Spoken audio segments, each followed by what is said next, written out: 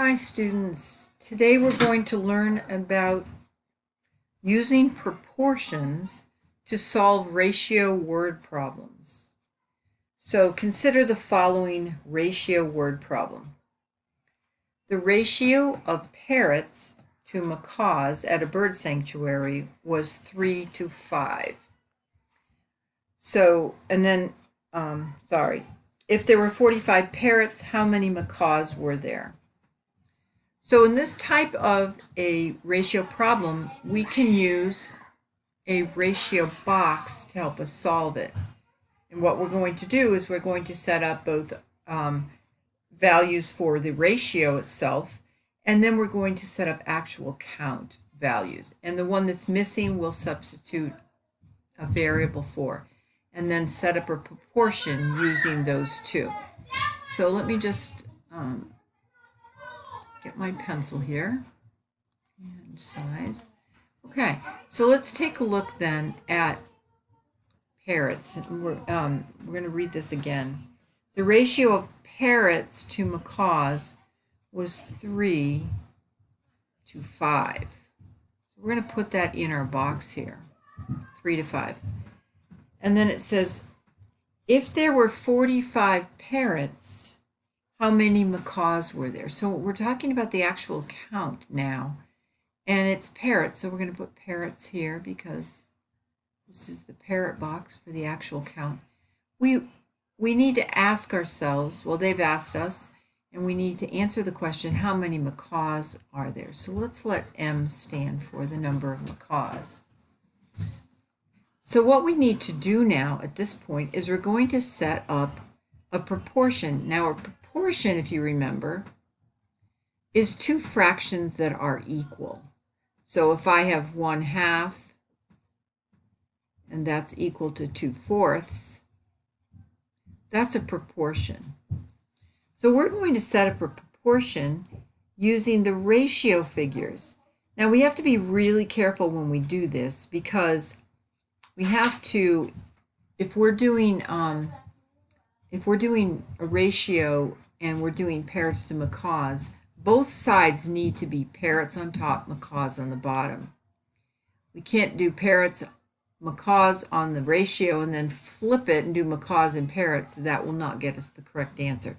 So we're going to set up the ratio parrots to macaws 3 to 5.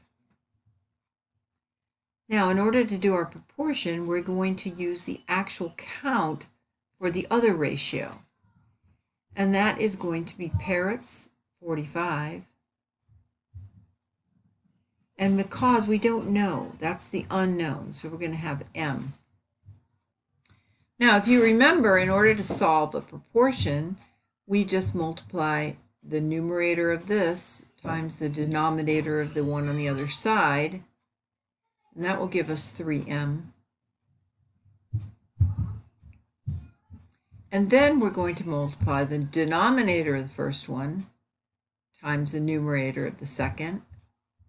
And that will give us 45 times 5. Now, we need to do that math out. 45 times 5 is going to give us 225. And that will equal 3M. We're almost done. We almost know the number of macaws. All we have to do now is divide both sides by 3. The reason I chose 3 is that if I divide 3M by 3, we know that any fraction with the same number in the numerator and the denominator will just cancel out to 1. So 3 divided by 3 is 1. Okay, so that's 1, or 1M. And then if we divide 225 by 3, we're going to get 75.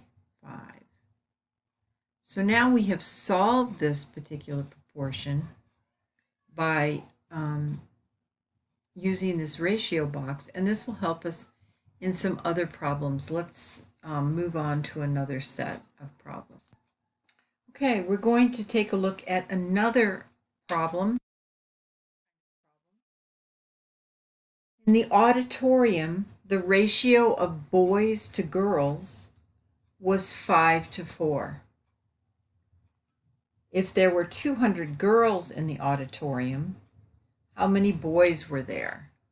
So first of all, we're going to label, whoops, sorry, I need to get this. Boys,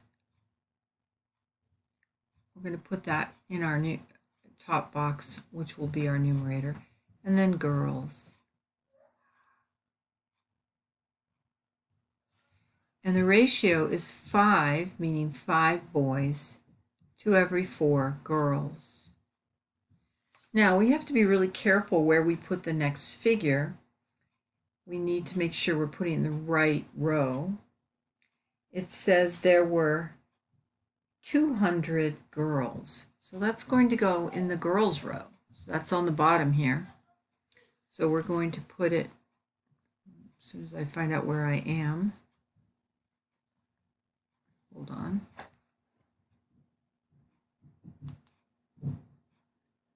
All right. There we go. 200 girls. And what we need to know is how many boys. So we'll let B stand for the number of boys because we don't yet know it. Now we were careful so that we did boys first, then girls in our ratio, boys first, then girls in our actual count. And now we're ready to set up the proportion. 5 boys to 4 girls. And that's going to be an unknown amount of boys to 200 girls in the auditorium. We're going to use the same technique. We're going to do cross multiplication to solve this problem. So we multiply 5 times 200 and make that equal to 4 times B, or 4B. So 5 times 200 is actually 1,000. So we do the math on this side, and this is 4B. And now what we want is we want to know what 1B is. We have 4B. We can divide this side by 4 to find out 1B, one group of boys. And we'll divide this side by 4 as well. So now we have, having trouble canceling that out, sorry about that.